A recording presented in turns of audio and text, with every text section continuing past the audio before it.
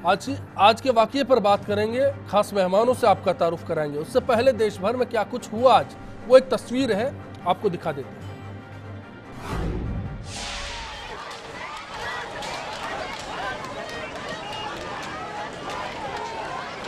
ये चार तस्वीर देश में 10 श्रमिक संगठनों की हड़ताल का माजरा साफ कर देती है। अलग अलग ट्रेड यूनियनों के 15 करोड़ सदस्यों ने काम का बहिष्कार किया। रिजर्व बैंक, नाबार्ड, सिडबी और पोस्ट ऑफिस के कर्मचारी भी हड़ताल में शामिल थे। हड़ताल से 25 सरकारी और 11 प्राइवेट बैंकों के कामकाज पर असर पड़ा। राजस्थान में 2.5 लाख के करीब चेक अटक गए, तो 1500 करोड़ का लेन देन भी प्रभावित हुआ। तो परिवहन विभाग के कर्मचारी प्रस्तावित मोटर विधेयक के खिलाफ हड़ताल में शामिल हुए। ऐसे में आप पर इस हड़ताल का जैसा भी असर रहा हो, लेकिन हड़ताल का एक पहलू ये भी है, मतलब जिस मकसद के साथ हड़ताल को किया गया वो हिंसक झड़पें और उग्र प्रदर्शन में कैसे तब्दील हुआ, इसका ना तो बंद कॉल करने वाले संगठनों का अंदाजा रहा होगा और ना ही किसी ने उम्मीद की। इस बीच सवाल बंद के मकसद का है।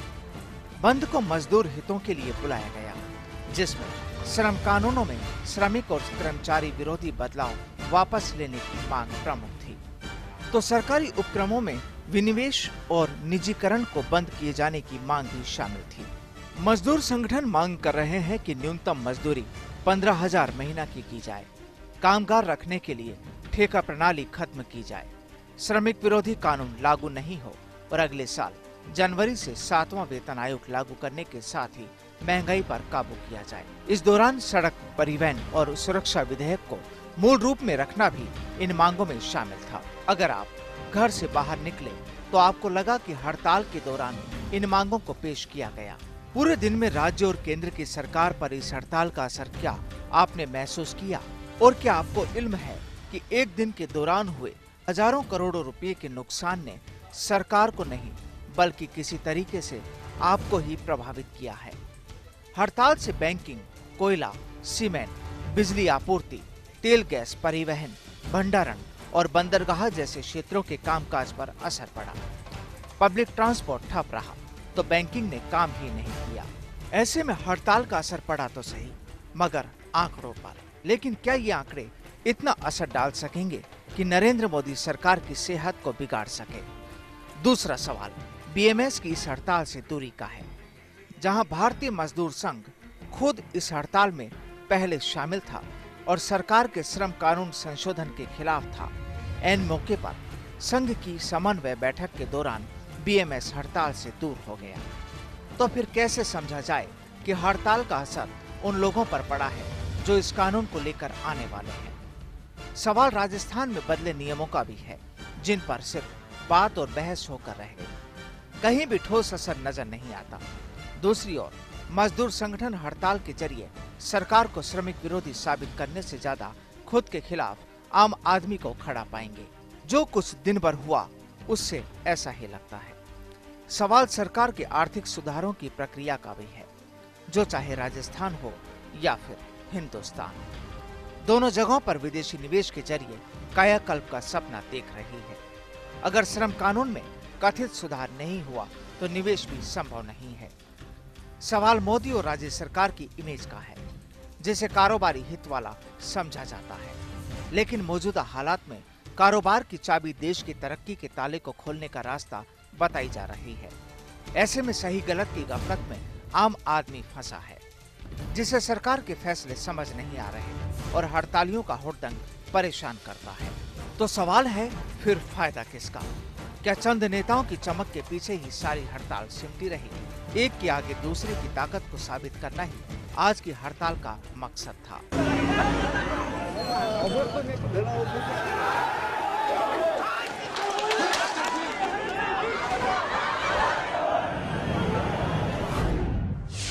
चलिए आज की बहस में शामिल मेहमानों से आपका तारुफ करा देते हैं। माकपा नेता अमरा राम जी हमारे साथ हैं, एनएफआईआर इंटक के प्रदेशाध्यक्ष गुमान सिंह जी हमारे साथ हैं, भारतीय मजदूर संघ के प्रदेश महामंत्री दीनानाथ जी रूखला हमारे साथ हैं, साथ ही बीजेपी नेता सलावत खान साहब बातचीत में हमारे साथ हैं। आपका बहुत बहुत सभी का स्वागत है।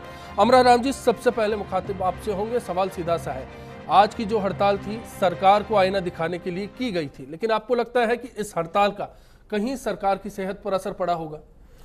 बिल्कुल।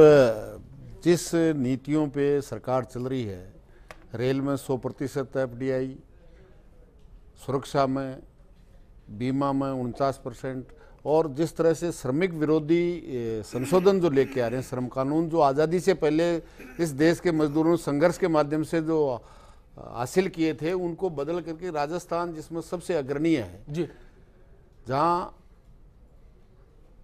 हायर एंड फायर मजदूरों को मालिकों के हवाले करने का काम किया है, निश्चित रूप से इसका बहुत बड़ा जनता के आंदोलनों का असर पड़ता है। और आपने देखा होगा कि इस देश की संसद में 3 दफे भूमि अधिग्रहण अध्यादेश लाया गया और पूरे देश के किसान संगठन और तमाम उन लोगों ने मिलकर के संघर्ष लड़ा और देश की सरकार उसी नरेंद्र मोदी को वो वापस लेने के लिए मजबूर होना पड़ा है। तो निश्चित रूप से आज देश का मेहनत कश है, किसान है, मजदूर है, आम जनता जो शारीरिक या मानसिक जी अमराराम जी, कैडर बेस्ड पार्टी आपकी भी है।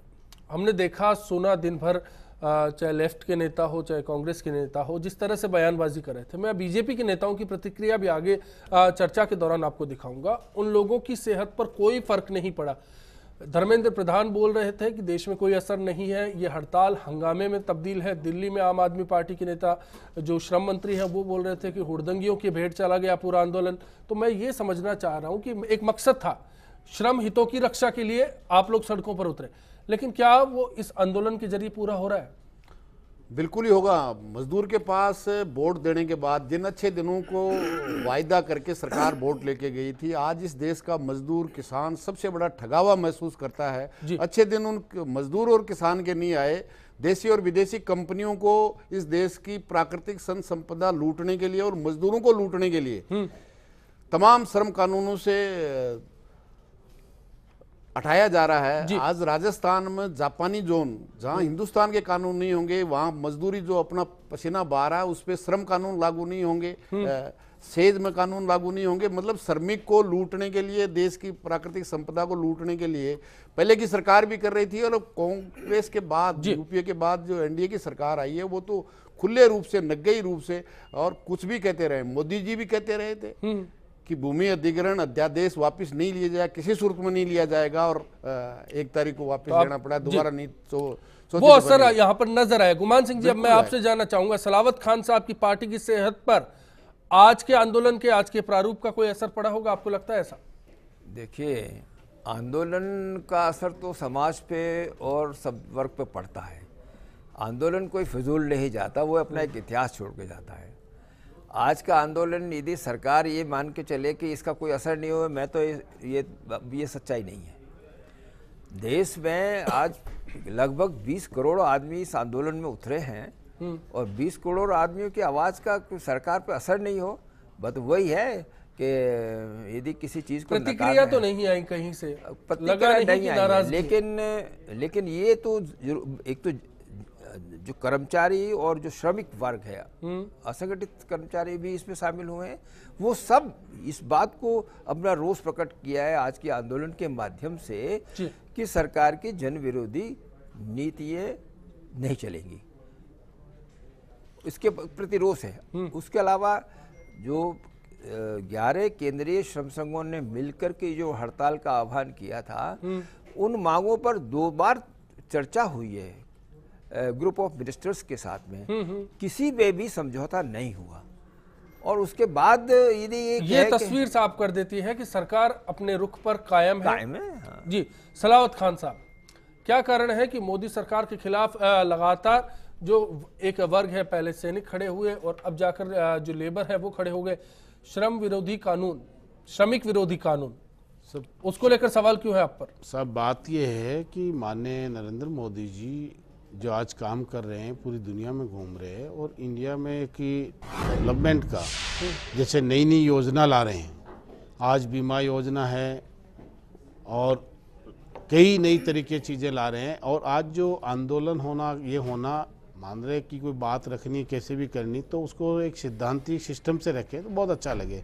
दूसरा क्या है कि सिद्धांति के रूप में तो बताया ना, गुमान सिंह जी ने बताया, अमरा राम जी ने बताया कि 3 बार आपके पास गए, मांगों को ठुकरा दिया गया, भूमि अधिग्रहण पर आपका वही रुख था, जो श्रमिक संशोधन कानून है उनको लेकर आपका रुख वही है, तो कैसे समझाया जाए फिर? आज जनता को बहुत परेशानी हुई, जैसे गाड़ियों में आना जाना, वो आना कई काम, वो तो है मुद्दा, वो तो है, वो तो एक तरीका है जिस पर परेशान भी रहती है, जनता को जो परेशानी है उसके लिए जिम्मेदार सरकार है। तो कर्मचारी सरकार को मजदूर नहीं है, जिसने देश को बनाया है, सुई से लेकर हवाई जहाज तक जिसने काम करना चाहिए, अपनी डिमांड की बात नहीं सुनेंगे तो हड़ताल में जाना तो आखिरी है, उसके लिए मजबूर है।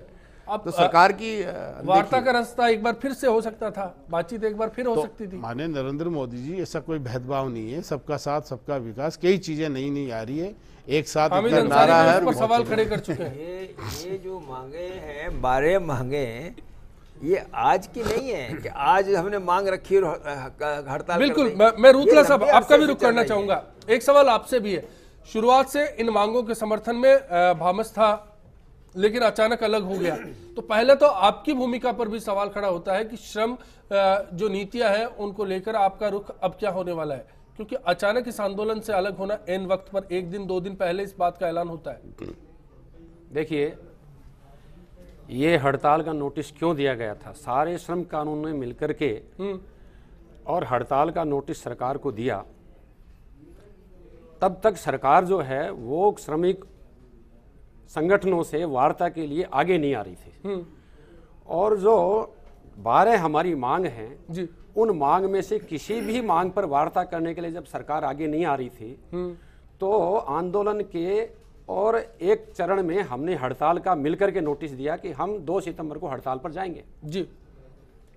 और जब हमारी तैयारी जब सारे श्रमिक संगठनों की हुई तो सरकार दबाव में आई, और सरकार दबाव में आई तो फिर सरकार ने, और जैसा कि हमारे क्या नाम इंटक के बंधु हैं, इन्होंने बताया कि ग्रुप ऑफ मिनिस्टर्स जो है वो एक ग्रुप गठन किया मिनिस्टर्स का, उसमें अरुण जी जेटली जो है वो इसके प्रमुख थे, और उन्होंने वार्ता के लिए आमंत्रित किया, और श्रमिक संगठनों के साथ 2 दिन तक 26 और 27 को वार्ता हुई, और वार्ता में 12 में से 7 मांगों पर सरकार पॉजिटिव रुख के रूप में आई।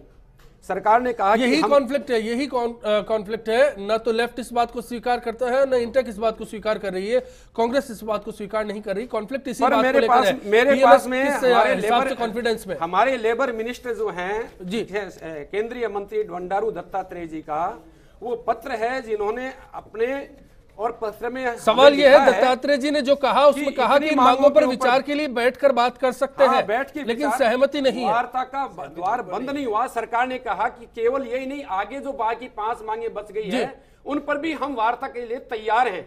अमरा राम जी, क्या आप इस दलील से संतुष्ट है?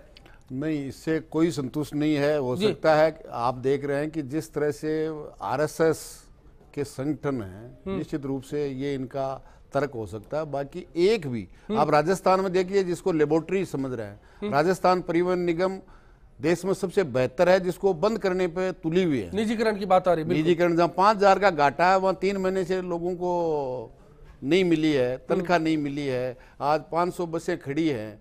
आज सबसे ज्यादा 300 जो 100 मजदूर पे भी हायर एंड फायर लागू नहीं था, वहाँ 300 तक लागू कर दिया। तो 97% मजदूर राजस्थान में सबसे खतरनाक, न केवल मजदूरों के लिए बल्कि भूमि अधिग्रहण कानून भी राजस्थान की विशेष विधानसभा सत्र बुला के लिया गया, जिसमें ये प्रोविजन किया गया अगर किसान विरोध करेगा तो 6 महीने तक की सजा और 3 लाख रुपया जुर्माना। दुनिया के किसी देश में ऐसा कानून नहीं है। वो राजस्थान में श्रमिक और जाहिर सी बात है, चाहे राज्य सरकार हो या फिर केंद्र सरकार हो, नीतियों पर सवाल खड़े होते हैं, मंशा का सवाल खड़ा होता है, और एक मंशा की बात यहां आज देखने को मिलती है। आज बिग फाइट लाइव में यही हमारा सवाल था।